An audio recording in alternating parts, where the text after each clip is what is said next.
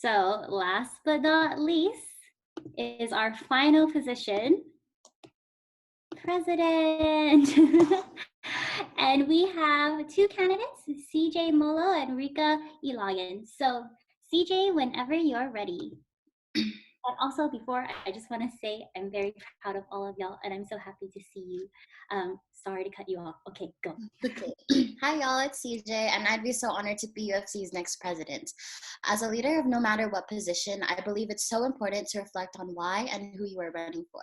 And my answer is community. It's what I value most when it comes to UFC and when it comes to being Filipino. Community can be a lot of things, but I boiled it down to 3 pillars to give us focus so we can all grow in the upcoming year. Social, to create events in which friendships and connections can be created and fostered. Political, to strengthen our relationships with our broader community, to work with and for our people. Cultural, to plan workshops that connect our present experiences with our roots.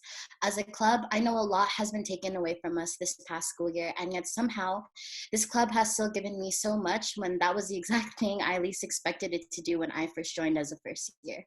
As president, I want to give back to this community and to guide us to make the most out of this upcoming year. Thanks for listening, everyone. Maraming salamat.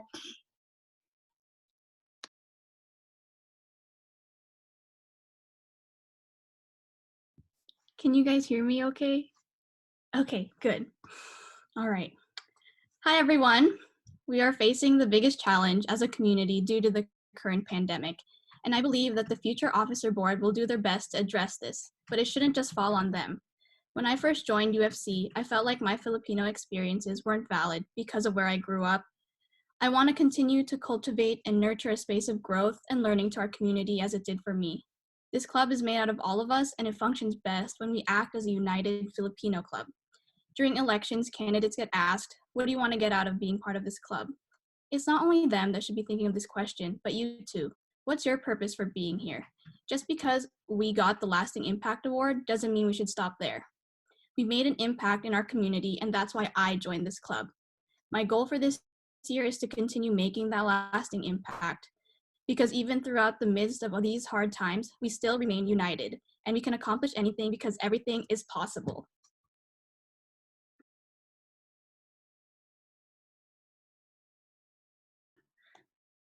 Thank you, guys. So this begins our 2-minute Q&A portion submission portion. All right, so the first question is from myself. So it's kind of long, so I'll send it in the chat. So here it is. You are probably aware that you will be entering this role in an unprecedented manner over a virtual format, that COVID-19 may impact your board's capacity limits, and that there is uncertainty regarding restrictions for club activities for the upcoming year. Given this context, as the face of our organization, please provide examples of 1, how will you present a sense of leadership, community, stability during this uncertain times, and 2, how will you take care of yourself? So I'll send it in the chat. Is it okay if I go? Okay, cool. So, yeah, COVID sucks. Like, this is really terrible. But I think despite all of this, I think COVID has really only showed how strong of a club UFC is, because I think Rika and I can really attest to like how much it has affected us since we were the barrier chairs for this past school year.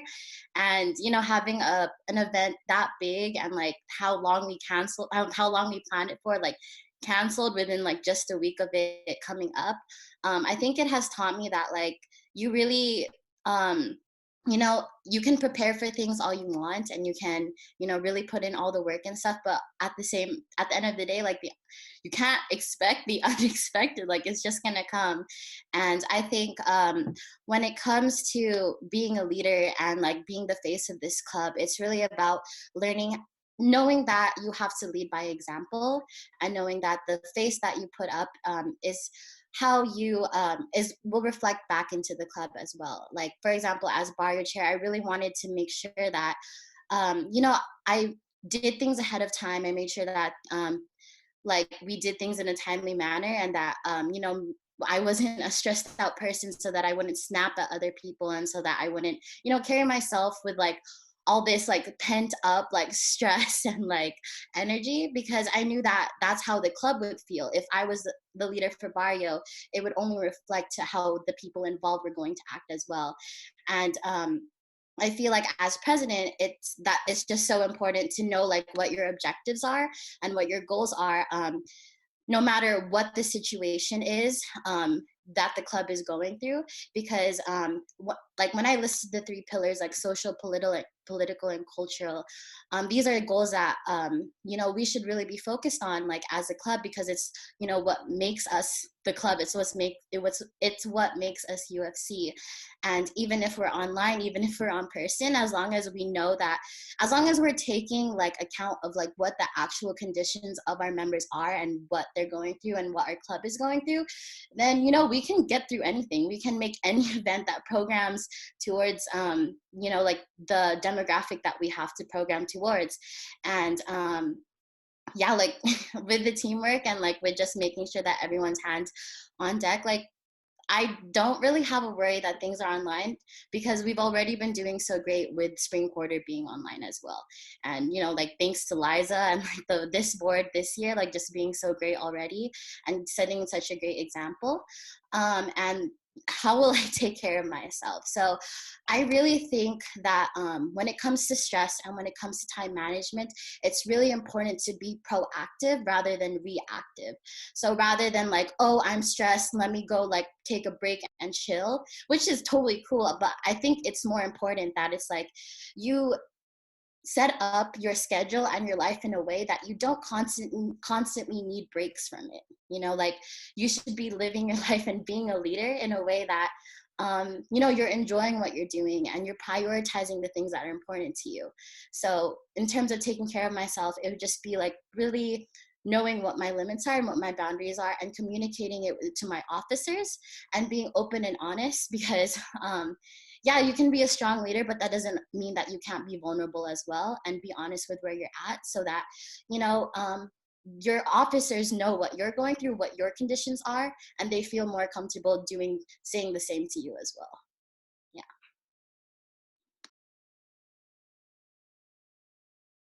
Hi guys.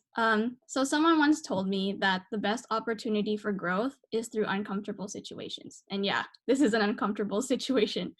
But honestly, what we're doing right now as a club, I think, is very impactful for some people. And I think continuing to have this sense of community, even though it's through a screen, is an important type of relationship that we should continue to work for. And in terms of trying to get more or reaching out to members at the beginning of the school year, I think it's important that we especially connect with the first years before school starts, like not like a week, but like during the summer. I kind of had like a small idea of maybe like some sort of pen pal thing. So we have a incoming freshman who, they don't really know what UFC is, but they're very interested in joining. I think reaching out to them first of all is very important, so they know that, we want them to be a part of their club, and we're not just like waiting for them to show up. We want them to show up. And this also is very helpful for them, I think, so that they have a familiar face to see on, like, say, our first Zoom call of the quarter. Like, if I was a freshman and excuse me, if I was a freshman and I was joining UFC for the first time, like this like Zoom meeting thing is not ideal. And I would love to see a familiar face on the screen.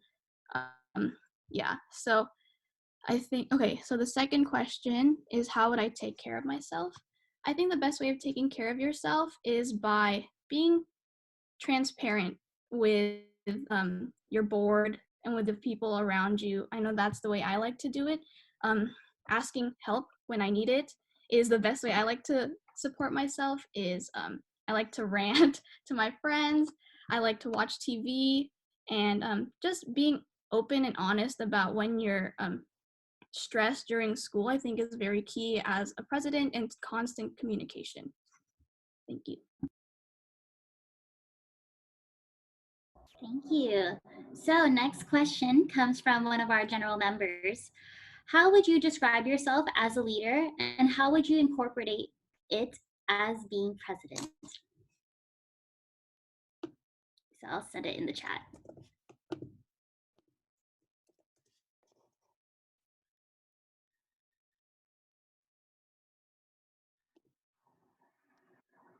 Oh, you can go, Rika. You go. Okay, thank you. I think having different leadership capabilities is very important as president. Like, we don't want one type of leader, you know.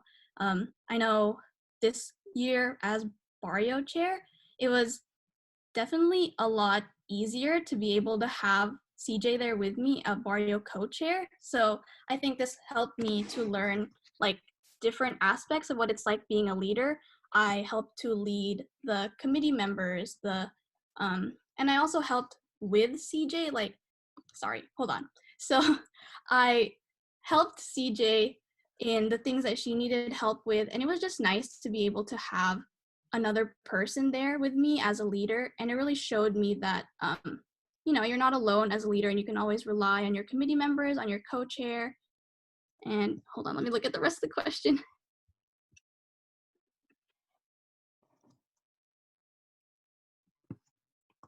But yeah, so having that other person there with you, or with me this year, that really changed my perspective of what it's like being a leader, especially since a usual leadership position is, you know, just like you. But then having CJ there by my side this year definitely changed my perspective about having a leadership position. Rika, I love you. Best co in the world, like literally. Okay, but okay, so the answer for me, I guess my most valued traits in a leader, and something that I would also like hope that other people like see in me would be, one is passion. So that for me it's like the willingness to learn, intention and care in your actions and decisions, and just also being open-minded to new ideas and affirmations and criticisms about you know, like how you're leading and what you're doing. My second one would be honesty, not beating around the bush, stating your needs and your thoughts openly and honestly. And but that also doesn't mean like, you know, go ahead and say whatever you want. I think honesty and kindness have to go hand in hand when you are being a leader. And then the third one is reliability. So creating your own structure and goals and sticking to them. Not that you have to like do everything on your own, but knowing that you as an officer are self-sufficient and able to also ask for help at the same time when needed. If everyone like on the officer board is able to view each other as reliable and are able to trust each other, then I think there's this dynamic that it's easier to ask for help and to lean on one another, you know, to get things done and to grow as leaders as well. And like the way that I see these traits being implemented into me being president is um, having this horizontal leadership within the officer board. And this is something that's really that I'm really inspired by through the VSA board that I was in last school year, my sophomore year. And so what exactly like does horizontal leadership mean? I think a lot of people look at president as like this hierarchical, you know, like figure and position. And it's more as something that like, you know, president shouldn't be like a micromanager or an executive boss you have to report to, but rather I think the job of a president is to really set expectations and certain standards as a way to empower the officers to take full reign and responsibility for their positions. So it's not like telling them what to do, but rather like telling them like, hey, like, you know, like this is what's expected out of you, and like this is what you need, like you're in this position for a reason, and you know, like you should feel like encouraged and empowered to do your role, and go above and beyond. And it's not to say that they're limited to their position, but you know, like the unilateral dynamic of like, and the horizontal leadership of the officer board would lead to more collaboration and more support amongst all the officers. You know, because if every officer comes in with a structure of their own, it's easier to like see like which visions and like which goals can work with one another, and really which officers can collaborate with one another to really program events and, you know, like just plan things. All right, next question. This comes from one of our general members as well. What is one area you would like to see the club grow in the most, and why? And I'll send it in the chat.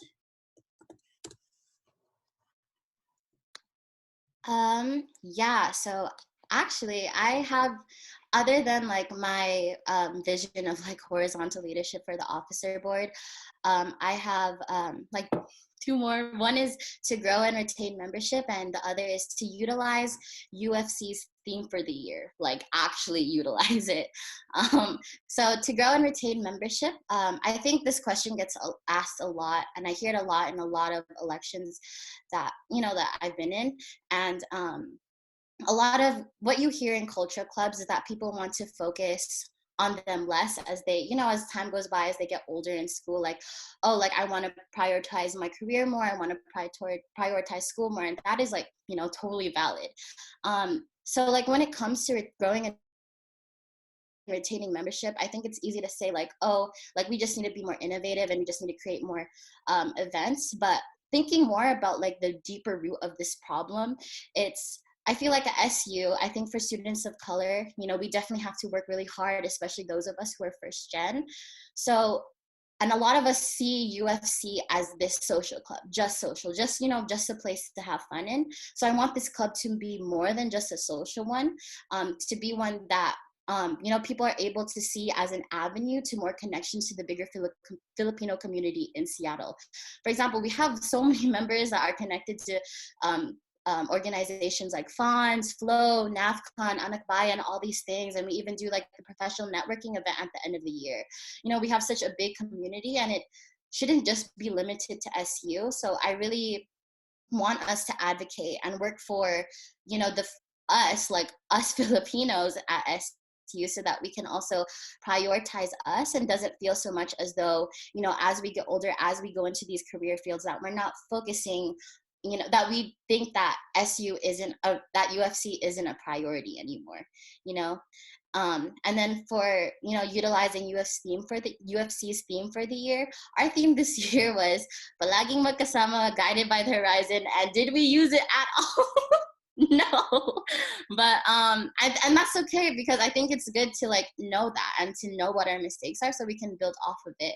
So, you know, it gets really lost throughout the school year, like the theme, and it's something that us officers spend hours trying to figure out. We were literally in Eliza's apartment for like 5 hours. And, you know, I want us to have something to show for that. And I think that's where objectives come in, and having objectives for the club, and tying it back to like the 3 pillars I was talking about, and like knowing like you have to set objectives, whether it's quantitative or qualitative, and whether it's for the whole year, for every quarter, for your position, or for every event.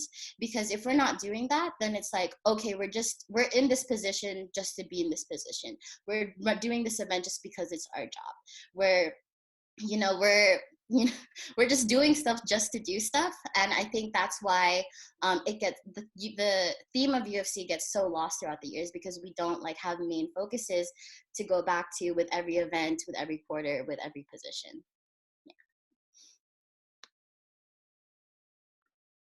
So I actually have, I think, 2 areas that I'd like to see the club improve in. One of those is community service, and then the other would be to maintain a strong and healthy membership. So in terms of community service, we've definitely taken a step towards the right direction with winning the Lasting Impact Award, but I think that sometimes community service is overlooked. And I'm not saying that we didn't do a good job this year, because community service is a hard type of event that we can continue. And part of being a United Filipino Club is showing that we are working for a common cause. For us to make an impact, it starts with us helping our community and showing that we can be leaders so that others will follow in our footsteps. One of these ways that I saw wasn't like necessarily community service, but more like helping our further Filipino community. And one of these was that I found really rewarding was our work with the Foundation of Philippine Progress. We were able, through TFCU and through Barrio, I think alumni dinner, we were able to raise funds to help and give to Philippine Progress so that they would donate it to the Mount Taal Relief Fund. And I don't know, I found that super rewarding, not only as a club, but like as for me, because I know I have family very near Taal, And so it was nice to be able to help the people there, even though I'm here in America. And then another aspect that I would like to see the club grow in is uh, keeping a strong and healthy membership. And that starts with member retention. And there's definitely like two ways to address this issue that are very important. Is one, we need to show the members that they are valued in this club. We value them. We value our upperclassmen because of their knowledge and of their experience. And we value our underclassmen because they are the future of this club. Second, we need to keep our members on their toes. And what I mean by that is we need to have new events every year. You don't want to be that one person, or we don't want people to tell us that, oh, I've experienced the same type of event for the past 3 years, and so I'm not going to experience anything new, so why would I come? So I think having different events to keep these members wanting to come back is something very important that we should try and implement within our club in the following year. Thank you. Thank you. Final question. It comes from our alumni. If you were to talk to your first year self, what would you say to them about your UFC career and how it led to you running for president? And I'll send it in the chat. Is it okay if I go first, CJ? So, freshman Rika, she was a weird one. So when I first came into this club, like I mentioned in my speech, I came to UFC, my very first meeting with Myron and Sherry, and I tell them that all the time, but it was really a welcoming environment, and I felt like I had so much fun in my first meeting, but then after I started coming back, I felt that my Filipino experiences weren't valid enough because I was from Idaho as compared to California or Hawaii. And but UFC like honestly really helped me validate my Filipino identity in that there is no one type of Filipino. We're all ethnically the same but culturally different. And I think that's something that I learned over the years. Let me make sure I'm answering the question. Oh yeah. So I would say honestly, like I would have told myself to just stick with it. Like my experience with UFC was a little rocky at the beginning. I didn't necessarily become involved until I joined the CAP program. And I'm glad that, I don't know, someone gave me that push to join the CAP program because without them, I would not have been where I am now. Definitely not have been Barrio co-chair, Barrio ticketing chair, and even running for president now. I honestly wanted to run for NSR my freshman year, but I was too scared because I don't know, I just felt like I wasn't Filipino enough to run for this position. But I would go back and tell freshman Rika, like, hey, dude, like, you're fine. You got this. Like, there is no one type of Filipino, and you're here, and that's what's important. And then how it led for you running for president. Yeah. So I would say my turning point for joining UFC was my freshman barrio. I was sitting on the ground during senior dance, and I saw these seniors. They were lit, you guys. Like they were having so much fun up on the stage, and then I saw some of them crying once they got off the stage because that's how much they love this family, and that's what I want to get out of this club is having a family to call my own and having a Filipino community that I can look back to and know that I was welcome to it. Thank you. Yeah, okay, so freshman year, me and UFC. Okay. Whoa. I feel like I tell everyone this, but I'm gonna just be honest. I hated UFC my first year of college. And so obviously that has changed because obviously I was Barrio chair this past year and now I'm running for president. And so, yeah, obviously there's a lot that I had to think about when running for this position. And, you know, UFC, is not perfect. It wasn't when I was a first year, and of course, it still is nowhere near to it now. And yet, I believe looking back and in hindsight, like that's the reason why this club has given me so much. Like when like I said in my speech, like it's given me so much when that was the exact thing I least expected it to do. And this reason is also why I'm running for president for UFC. Like not to fix it, not to morph it into what I think what I think it should be, but rather to give back to my community, to all of you who have given me so much, to like look forward to, like, when I'm on campus, like I literally look forward to Tuesdays and like cultural clubs and all of that stuff. Um, and, it has given me and like each other like so much room to grow and so much room to learn from. And like the reason why I didn't like UFC as a freshman was, I'm gonna just be honest, like when like personal drama like gets trickled into the officer board and you don't like, and you let it trickle into the club, then of course there's going to be conflict, and of course um the general members aren't going to feel welcomed, and there might be some conflict and stuff. And also, like, I feel like as a first year, I was going through a lot. Like I was questioning my sexuality. I was figuring out like my gender identity. I was figuring out my stuff in politics, and like UFC didn't necessarily feel like that place for me to do that, So I feel like having that perspective as president, and like knowing what it feels like to be not to feel like I am comfortable in a place filled in an organization that is filled with people and with people who look and are like me, in a school that is filled with people who don't. I was like, why am I not comfortable, bro?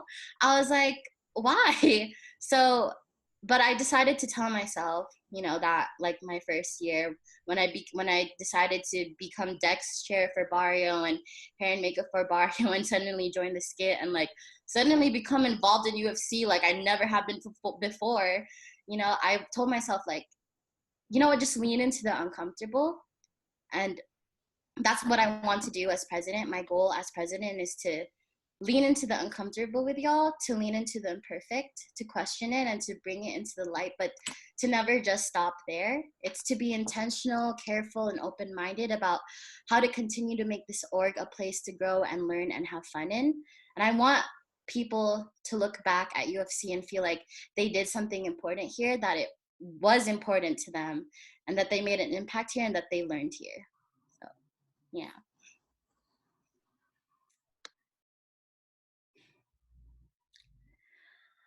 Okay. Great job, guys. Thank you so much.